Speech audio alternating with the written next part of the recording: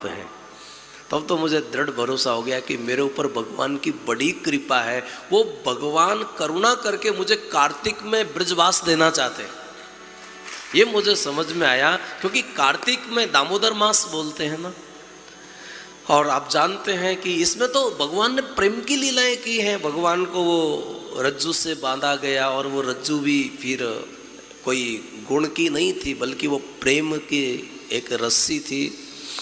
तो मुझे कभी कभी ऐसा प्रतीत होता है कि अनुकूलताएं प्रतिकूलताएं साधक के जीवन में आती हैं, और मुझे लगता है कि प्रतिकूलताएं साधक को जितना समझाती हैं, हम शास्त्रों को पढ़ें या किसी से सुने, उससे भी ज़्यादा बोध तो साधक को प्रतिकूलताएं सिखा देती है। अनुकूलताओं में साधन करते रहना ये सबके लिए सुलभ हो सकता है, लेकिन प्रतिकूल परिस्थितियों में अपनी मनस्थिति को ठीक रख के साधन करना, वट विश्वास अचल निज धर्मा, ये रामचरितमानस के सूत्र बन के आएंगे हमारे साधन में। देखिएगा, बट विश्वास के बारे में गोस्वामी जी लिखते हैं कि जब पृथ्वी पर चारों तरफ पानी ही पानी हो जाता है, अब ये तो हमको पता नहीं, बाहर हम नहीं गए कि बाहर की क्या हालत है, लेकिन इतना पता है कि जब से हम जयपुर से रवाना हुए तब से एक भी मिनट बूंद बंद नहीं हुई। तो पृथ्वी में जब चारों तरफ जल ही जल हो जाता है और फिर उसमें सब डूब जाते हैं, लेकिन वो जो बढ़ने लगता है उसको गोस्वामी का दर्शन बट विश्वास कहता है। अनुकूलताओं में साधन कर लेना बहुत आसान है, लेकिन प्रतिकूल परिस्थितियों में भी मनस्थिति को स्वस्थ रखना, ये हमारे राम दर्शन का, गोस्वामी जी का दर्शन ये अद्भुत है। प्रसन्नता यान गता विषेकस्तथा, हमारे जीवन में प्रकृति परिवर्तनशील है, और प्रवर्तनशील प्रकृति में जो एक अस्थिर और एक शाश्वत को देख लेता है, यो माम पश्यति सर्वत्र सर्वम च मयि पश्यति, भगवत गीता ने पुनः पुनः कहा है कि जो सब में उस शाश्वत चैतन्य तत्व का अवलोकन कर लेता है, वास्तविक वही जो देखने वाला है ना। विमूढ़ानानुपश्यन्ति पश्यन्ति ज्ञान चक्षुषा, भगवत गीता के 15वें अध्याय में योगेश्वर भगवान ने जो उपदेश दिया है। तो यहाँ बहुत भूमिका न मानते हुए मुझे ऐसा प्रेरणा या फिर भगवत कृपा से आशीर्वाद लगा कि जब साधकों के लिए संवाद करना है और बिना कोई साधनों के करना है, एक सहज अवस्था में करना है, तो एक तो सुबह का समय होता है, वो साधना के लिए अनुकूल होता है। और फिर सच में मानस का जो ग्रंथ है ना, मेरा व्यक्तिगत ऐसा अनुभव कहता है कि अगर कोई की भाषा में भी अगर रामचरितमानस को गाया जाए तो भी हमारे भारत का साधु कहता है मधुर बचन तब बोले हो कागा, यानी काग की भाषा में भी कथा को गाया। काग की भाषा तो बहुत कर्कश होती है, लेकिन फिर भी मधुर बचन तब बोले हो कागा।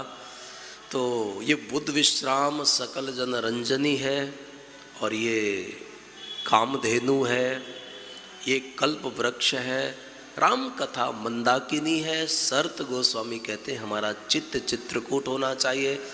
राम कथा मंदाकिनी चित्रकूट चितुचार, राम कथा कली पन्नग भरनी है। राम कथा इस वसुधा में अमृति तरंग है।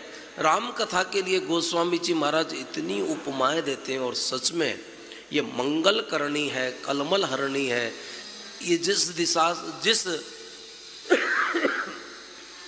भाव से भी देखा जाए ये हमारा मंगल करने वाली है, और ज़्यादा इसलिए उपयोगिता हो जाती है। एक तो श्रीधाम वृंदावन में ये साधना के सूत्रों का आवर्तन होगा, दूसरा पूज्य महाराज श्री के सानिध्य में होगा। एक तो भोग हम लोग सीधा सीधा खाएं, एक ठाकुर जी को भोग लगा के फिर उसमें हमारी प्रसाद बुद्धि हो जाती है, तो प्रसादे सर्व दुखा नाम हानि रस्योपजायते। तो यहाँ पर इस कथा में दैव योग से, भगवत प्रेरणा से, भगवान अवध बिहारी की कृपा से जब मैं पहुँचा तो यही सुबह सुबह पहले पंक्तियाँ स्मरण हो रही थी। कोई पूर्वग्रह नहीं है कि हरि व्यापक सर्वत्र समाना। इससे बहुत सारा दर्शन समझ में आएगा। परमात्मा कहाँ होता है, कैसा होता है, क्या होता है। हरि व्यापक सर्वत्र समाना, प्रेम से याद रखिएगा, ये पूरा ब्रह्मांड, अनंत लोक, अनंत देवी देवताएं, अनंत शक्तियां परमात्मा से प्रकट होती हैं, लेकिन ऐसा परमात्मा प्रेम से प्रकट होता है। तो ये जो सिद्धांत समझ में आएगा कि पूरा अस्तित्व किससे सृजन लेता है, या तो इमानी जायंती भूतानी, सारा अस्तित्व जिससे प्रकट हो रहा है, ऐसा परमात्मा किससे प्रकट होगा। तो यहां एक सूत्र बहुत प्यारा, ये सूत्र बनेगा हमारी साधना का, प्रेम से प्रकट होए में जाना। फिर हमारी परंपरा जो है उसमें यूं तो भगवान के सभी स्वरूप बहुत दर्शनीय होते हैं, लेकिन भगवान राम सकल नामनते अधिका, तो गोस्वामी जी के दर्शन को लेकर यहाँ उपस्थित हैं। तो गोस्वामी जी महाराज ने भी प्रेम की पराकाष्ठा पर जाकर राम ही केवल और केवल शब्द लगाया।